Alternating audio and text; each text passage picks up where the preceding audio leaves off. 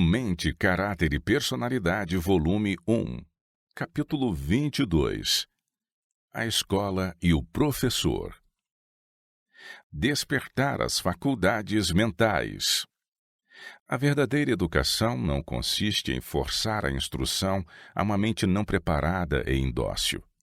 As faculdades mentais deverão ser despertadas e o interesse suscitado. E isto o método divino de ensinar havia tomado em consideração. Aquele que criou a mente e estabeleceu suas leis, providenciou para o seu desenvolvimento de acordo com aquelas leis. No lar e no santuário, mediante as coisas da natureza e da arte, no trabalho e nas festas, na construção sagrada e pedras comemorativas, por meio de métodos, ritos e símbolos inumeráveis, deu Deus a Israel lições que ilustravam seus princípios e preservavam a memória de suas maravilhosas obras. Então, quando surgiam perguntas, a instrução que era dada impressionava o espírito e o coração.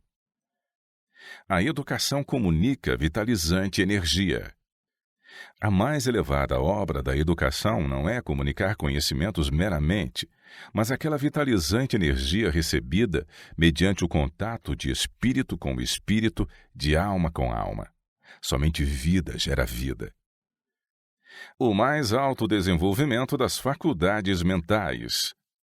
É justo que a mocidade sinta dever atingir o mais alto desenvolvimento das faculdades mentais. Não queríamos restringir a educação a que Deus nos pôs limites. Mas nossas consecuções de nada valerão se não forem utilizadas para a honra de Deus e bem da humanidade. Não é bom sobrecarregar a mente de estudos que exigem intensa aplicação, mas que não são introduzidas na vida prática. Perigos de algumas escolas. Muitos jovens saem das instituições de ensino com a moral degradada e as faculdades físicas debilitadas, sem nenhum conhecimento da vida prática e pouca força para cumprir os seus deveres. Ao ver estes males, tenho perguntado: devem nossos filhos e filhas tornar-se fracalhões morais e físicos a fim de obter uma educação nas escolas? Não deve ser assim, não precisa ser. Se os professores e os estudantes forem fiéis às leis da natureza, que são também as leis de Deus, todas as faculdades da mente e do corpo devem ser postas em exercício ativo, para que os jovens se tornem homens e mulheres fortes e bem equilibrados. A educação deve ser resguardada. A mente será da mesma qualidade que aquilo de que se alimenta, a colheita da mesma natureza que a semente semeada. Não mostram estes fatos suficientemente a necessidade de resguardar, desde os primeiros anos, a educação dos jovens?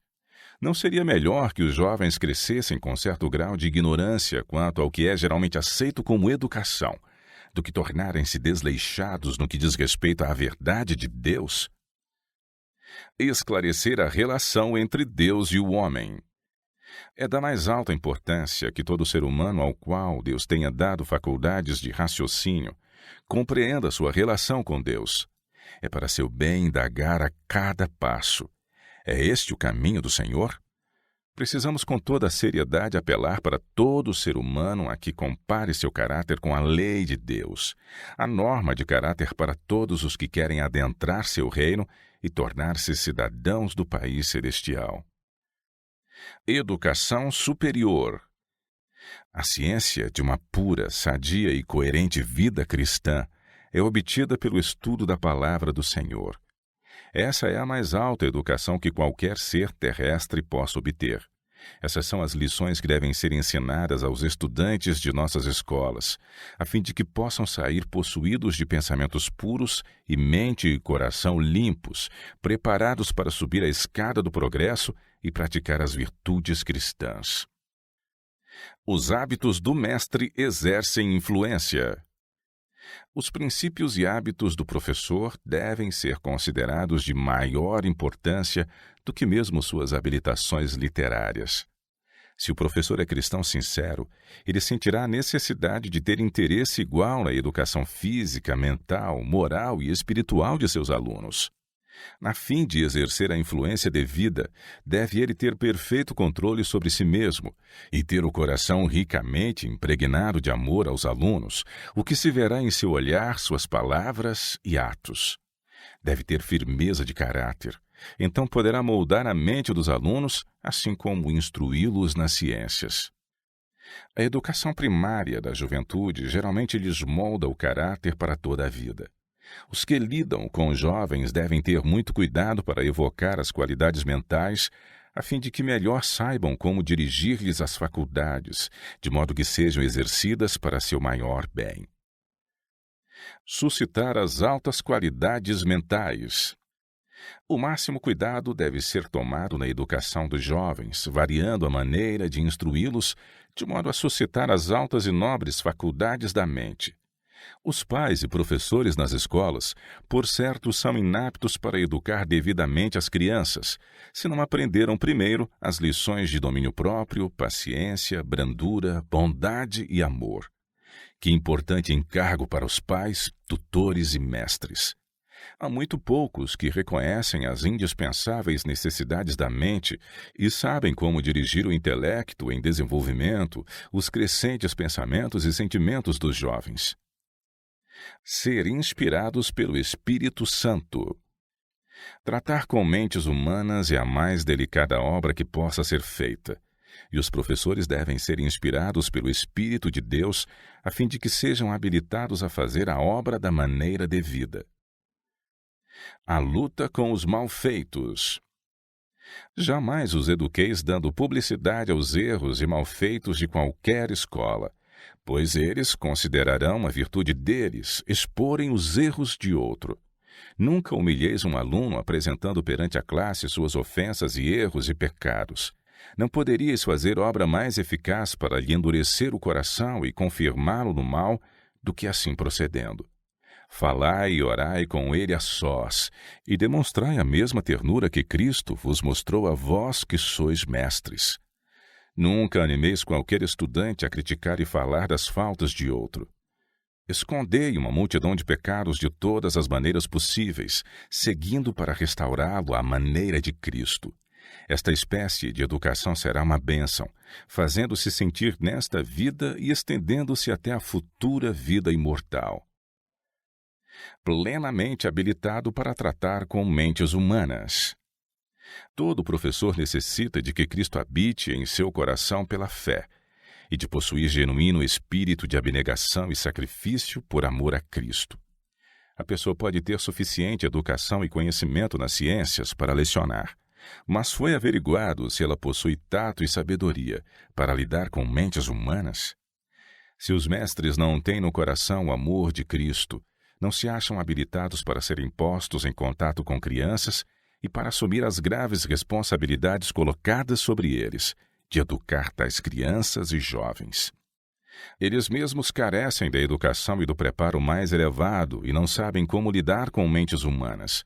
O espírito de seu próprio coração natural e insubordinado procura assumir o controle e submeter o maleável intelecto e caráter das crianças a semelhante disciplina equivale a deixar na mente cicatrizes e lesões que jamais se dissiparão. Caso o professor não possa ser levado a sentir a responsabilidade e o cuidado que sempre deveria revelar ao lidar com mentes humanas, sua educação tem sido, em alguns casos, muito imperfeita. A instrução recebida na vida familiar tem sido prejudicial para o caráter, e é deplorável que esse caráter e essa orientação deficiente se reproduzam nas crianças colocadas sob sua direção. Responsabilidades não para os inexperientes. A escola paroquial de Battle Creek é parte importante da vinha a ser cultivada. Mentalidade bem equilibrada e caráter simétrico são necessários aos professores de qualquer ramo. Não confieis essa obra às mãos de jovens senhoras e homens jovens que não sabem como tratar com mentalidades humanas. Isso tem sido um erro e tem trazido males às crianças e jovens sob seus cuidados. Entre as crianças e os jovens existem todas as espécies de caráter com os quais tratar. Tenha em mente impressionável. Qualquer coisa como uma exibição apaixonada por parte da professora pode atalhar sua influência para o bem sobre os estudantes que lhe dão o nome de educadora. E será essa educação para o bem presente e para o eterno bem futuro das crianças e dos jovens?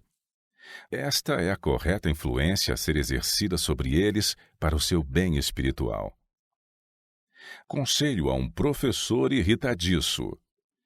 Cada professor tem seu próprio traço peculiar de caráter sobre o qual vigiar, a fim de que Satanás não se sirva dele como agente seu para destruir almas por seus traços de caráter não consagrados. A única segurança dos professores está em aprender diariamente na escola de Cristo, sua mansidão, sua humildade de coração. Então o próprio eu se ocultará em Cristo, e ele tomará humildemente o jugo de Cristo, convencido de que está tratando com sua herança. Devo declarar-lhe ter-me sido mostrado que nem sempre têm sido postos em prática os melhores métodos no trato dos erros e mal-entendidos de estudantes, e, em consequência, almas têm sido postas em perigo, perdendo-se mesmo algumas. Professores de mau gênio, movimentos imprudentes, dignidade própria têm feito má obra.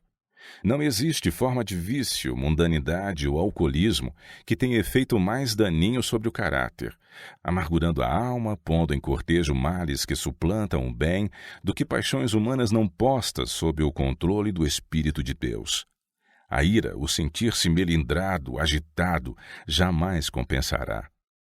Quantos filhos pródigos são excluídos do reino de Deus devido ao caráter desleixado dos que alegam ser cristãos? Ciúme, inveja, orgulho, sentimentos descaridosos, justiça própria, suscetibilidade, suspeitar mal, rispidez, frieza, falta de simpatia. Eis os atributos de Satanás.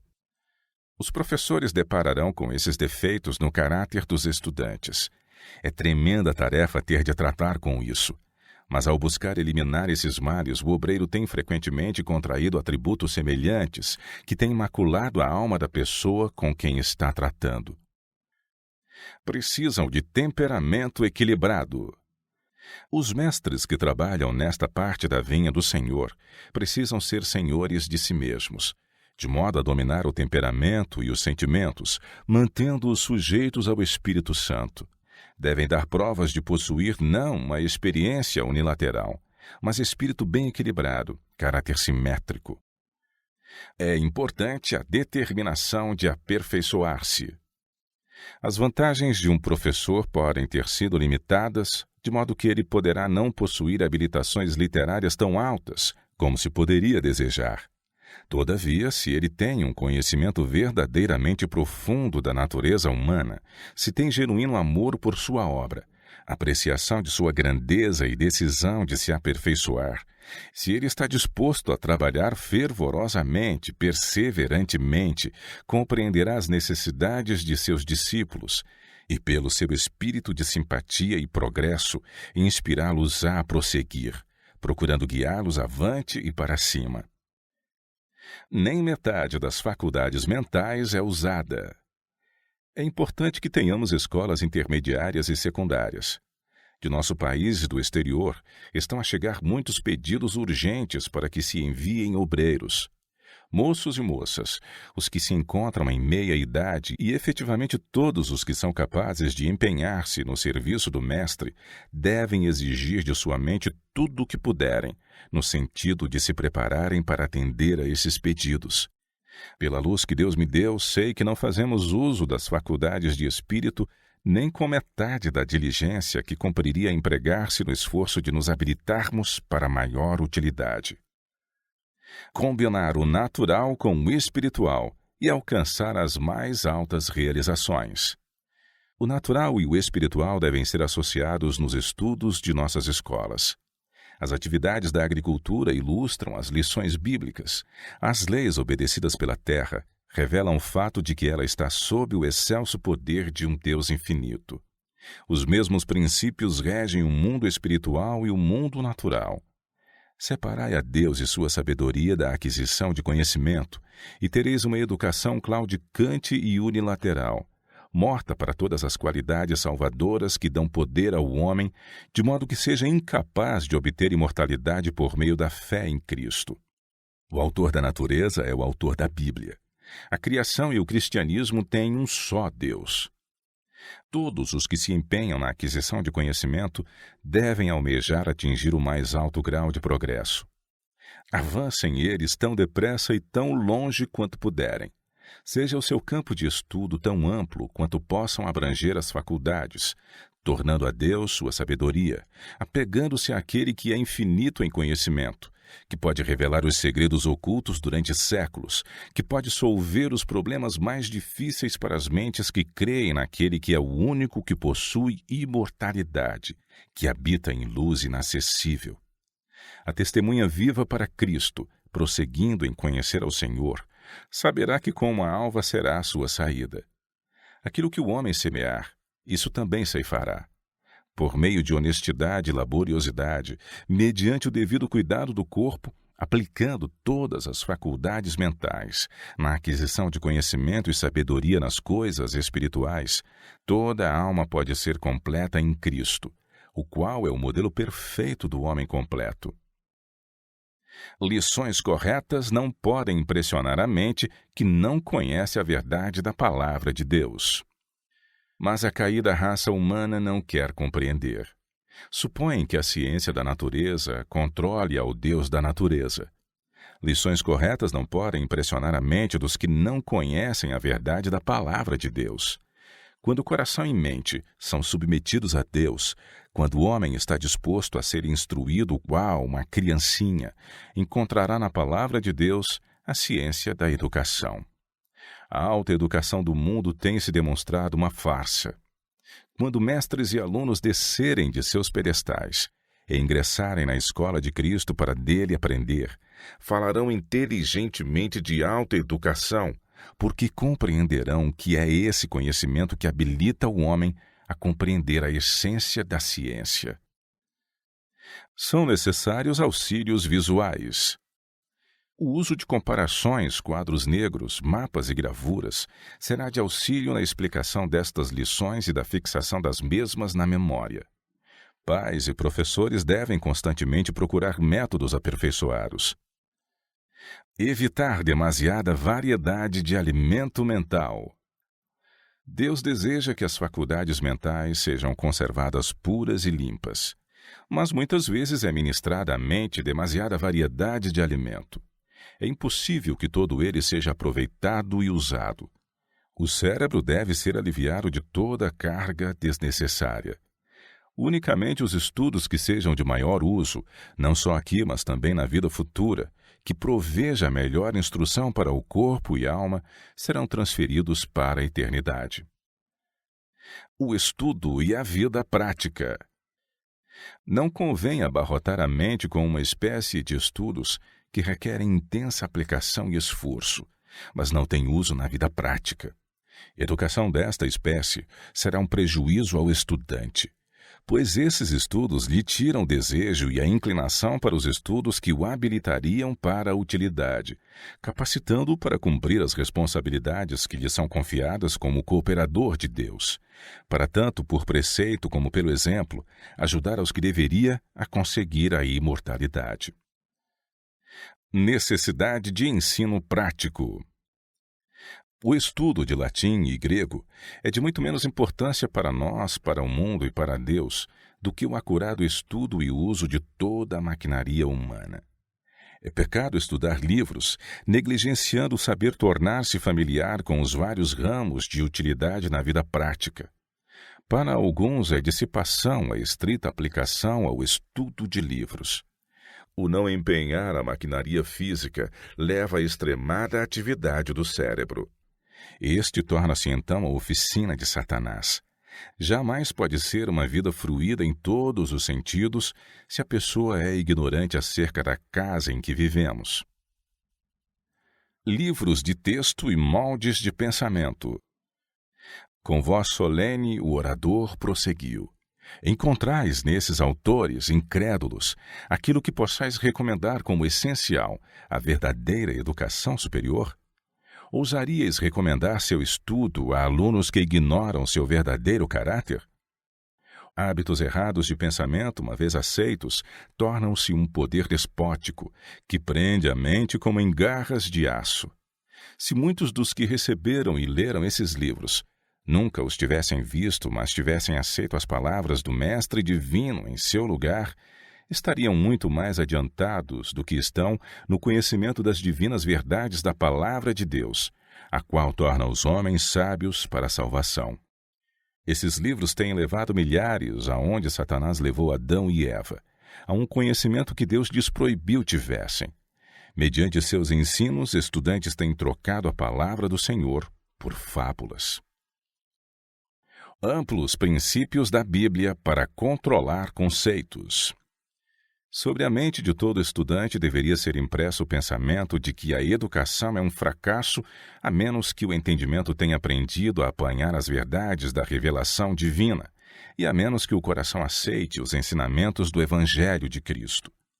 O estudante que, em lugar dos amplos princípios da Palavra de Deus, aceite ideias comuns e permita que o tempo e a atenção sejam absorvidos por matérias triviais de lugar comum, verá que a mente se lhe tornará apoucada e débil.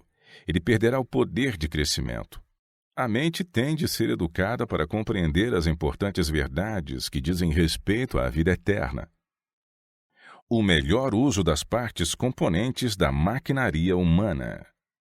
Tivessem os mestres estudado as lições que o Senhor desejava que aprendessem, não haveria uma classe de estudantes cujos débitos tinham de ser liquidados por alguém, ou do contrário ficaria o colégio arcando ao peso de pesada dívida.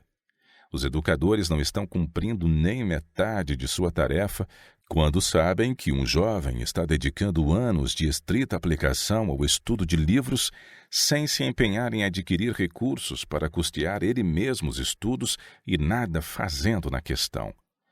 Cada caso deve ser investigado, mostrando bondoso interesse e indagação acerca de cada jovem, averiguando sua situação financeira.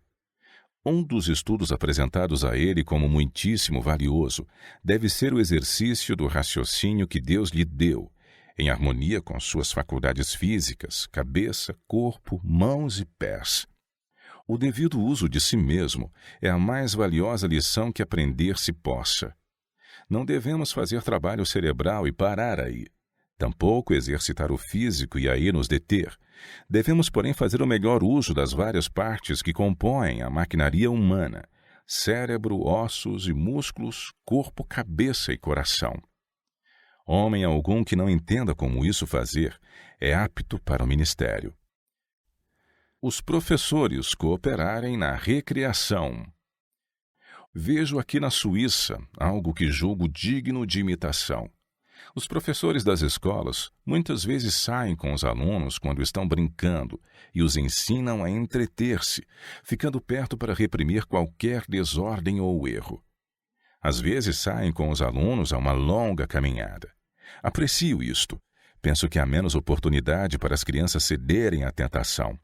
Parece que os mestres participam das brincadeiras das crianças e as supervisionam. Não posso de modo algum aprovar a ideia de que as crianças devam sentir-se constantemente como não merecendo confiança, não podendo agir como crianças. Mas participem os professores dos entretenimentos das crianças, unam-se-lhes e mostrem que desejam vê-las felizes e isto lhes inspirará confiança. Podem ser controlados pelo amor, mas não seguindo-as em suas refeições e em seus entretenimentos com rigorosa, inflexível severidade. Manifestar confiança nos alunos. O educador prudente, ao tratar com seus discípulos, procurará promover a confiança e fortalecer o sentimento de honra. As crianças e jovens são beneficiados se deposita neles confiança. Muitos mesmo dentre os pequeninos têm um elevado senso de honra. Todos desejam ser tratados com confiança e respeito, e têm direito a isso. Deve-se ter cuidado de que eles não pressintam não poderem sair ou entrar sem ser vigiados. A suspeita desmoraliza, produzindo os mesmos males que procura evitar. Em vez de vigiar continuamente, como se estivesse a suspeitar mal, os professores que se acham em contato com seus discípulos discernirão a atitude da mente irrequieta e porão em atividade influências que contrabalançarão o mal. Levai os jovens a sentir que merecem confiança, e poucos haverá que não procurarão mostrar-se dignos dessa confiança. É essencial a confiança dos alunos. O professor deve ter aptidão para o seu trabalho. Deve ter a sabedoria e o tato exigidos para tratar com as mentes. Por maiores que sejam seus conhecimentos científicos, por excelentes que sejam suas qualificações em outros ramos, se não alcançar o respeito e confiança de seus alunos, debalde serão seus esforços. Auxiliar os atrasados e pouco promissores. Se manifestardes aos vossos alunos bondade, amor, terna consideração, colhereis a mesma coisa em compensação. Se os professores são severos, críticos, autoritários, insensíveis aos sentimentos alheios, receberão eles o mesmo de volta. O homem que deseje conservar seu respeito próprio e dignidade tem de ser cuidadoso para não sacrificar o respeito e a dignidade dos outros. Esta regra deve ser observada sagradamente, mesmo para com os escolares mais obtusos, mais jovens e mais desajeitados. O que Deus fará com esses jovens aparentemente desinteressantes, vós não sabeis. Deus no passado aceitou e escolheu exatamente tais tipos para fazerem por ele uma grande obra. Seu espírito, operando no coração, tem agido qual uma bateria elétrica, despertando as faculdades aparentemente entorpecidas e levando-as à vigorosa e perseverante ação. O Senhor viu nessas pedras brutas, rudes e desinteressantes, o precioso metal que resistirá ao teste de ventos e tempestades e à ardente prova do calor. Deus não vê como vê o homem. Deus não julga como julga o homem. Ele sonda o coração. Lidando com alunos obtusos. Os professores devem considerar que estão lidando com crianças, não com homens e mulheres. São crianças que têm tudo a aprender. Algumas têm tanto mais dificuldade do que outras para fazê-lo. O aluno de mente obtusa necessita de muito mais encorajamento do que tem recebido. Se forem colocados sobre esses espíritos diferentes professores, que se deleitam naturalmente em dar ordens, mandar e engrandecer-se a si mesmos em sua autoridade, que procederão com parcialidade, tendo favoritos aos quais darão preferências, enquanto outros são tratados com exatidão e severidade, produzir-se-á um estado de confusão e insubordinação. O ambiente da sala de aulas afeta os estudantes. A vida religiosa de grande número de pessoas que professam ser cristãos é de molde a revelar que não são cristãos. Seus traços de caráter hereditários e cultivados são acariciados como preciosas habilitações, quando, em realidade, exercem deletéria influência sobre outras mentes. Em termos bem claros e simples, caminham nas faíscas que eles mesmos acenderam. Possuem uma religião sujeita às circunstâncias e controlada por eles. Se tudo parece correr da maneira que lhes apraz, e não há circunstâncias irritantes que ponham a descoberto sua natureza insubmissa e que não se assemelha à de Cristo, são condescendentes e agradáveis e serão muito atraentes. Quando ocorrem certas coisas na família ou em sua associação com outros que lhes perturbem a paz e provoquem seu mau gênio, se colocarem todas as circunstâncias diante de Deus e continuarem a fazer seu pedido, suplicando sua graça antes de se empenharem nas tarefas diárias como professores, e conhecerem por si mesmos o poder e a graça e o amor de Cristo habitando em seu próprio coração antes de iniciarem as labutas, anjos de Deus são levados com eles para a sala de aulas. Se entrarem, porém, na sala de aula com o espírito exasperado e irritado, a atmosfera moral que circunda sua alma deixará sua impressão sobre as crianças que se acham sob os seus cuidados, e em vez de estarem habilitados para instruir as crianças, necessitam de alguém para ensinar-lhes as lições de Jesus Cristo. Necessidade de paciência e adaptabilidade. Conselho a um professor. Não tens êxito como professor porque não tens paciência nem adaptabilidade. Não sabes como tratar com mentes humanas, nem conheces a melhor maneira de transmitir conhecimento. Se tuas expectativas não se cumprem, ficas impaciente. Fruíste todas as vantagens da educação, mas não obstante não és mestre prudente. É muito desagradável para ti inculcares ideias em mentes obtusas. Em tua juventude careceste de disciplina e preparo, mas o espírito que manifestaste sob a correção estragou-te a vida. Os pais devem cooperar com os professores. Uma plantação negligenciada representa a mente negligenciada. Os pais devem chegar a olhar a essa questão sob prisma diferente. Devem conscientizar-se de seu dever de cooperar com o professor, encorajando a sábia disciplina e orando muito em favor daquele que está ensinando os filhos. Não ajudarás as crianças ralhando, censurando ou desanimando-as. Tampouco farás tua parte, contribuindo para que se rebelem e sejam desobedientes e indelicadas e desamáveis por causa do espírito que acalentas. Responsabilidade da comunidade religiosa. Não pode haver obra mais importante do que a devida educação de nossos jovens. Devemos guardá-los, repelindo a Satanás, para que ele não os tire de nossos braços. Quando os jovens vêm para nossos colégios, não devem ser levados a pensar que se encontram entre estranhos, que não se importam com sua alma. Deve haver pais e mães em Israel que estejam vigilantes por essas almas, como quem deve prestar contas por elas. Irmãos e irmãs, não vos conserveis longe dos queridos jovens, como se não tivesseis especial solicitude ou responsabilidade por eles. Vós, que há muito tempo haveis professado ser cristãos, tendes uma obra a fazer, a fim de paciente e bondosamente os levar pelo caminho reto. Deveis mostrar-lhes que os amais, porque são membros mais jovens da família do Senhor, a aquisição de seu sangue. Encontrando corações obstinados e disposições perversas. Nosso Redentor tinha uma natureza humana muito compreensiva. Seu coração sempre se comovia diante do manifesto desamparo da criancinha exposta a maus tratos, pois ele amava as crianças. O mais fraco clamor do sofrimento humano jamais chegava inutilmente ao seu ouvido. E todos os que assumem a responsabilidade de instruir os jovens depararão corações empedernidos, disposições perversas, e sua obra é cooperar com Deus na restauração de sua imagem moral em cada criança.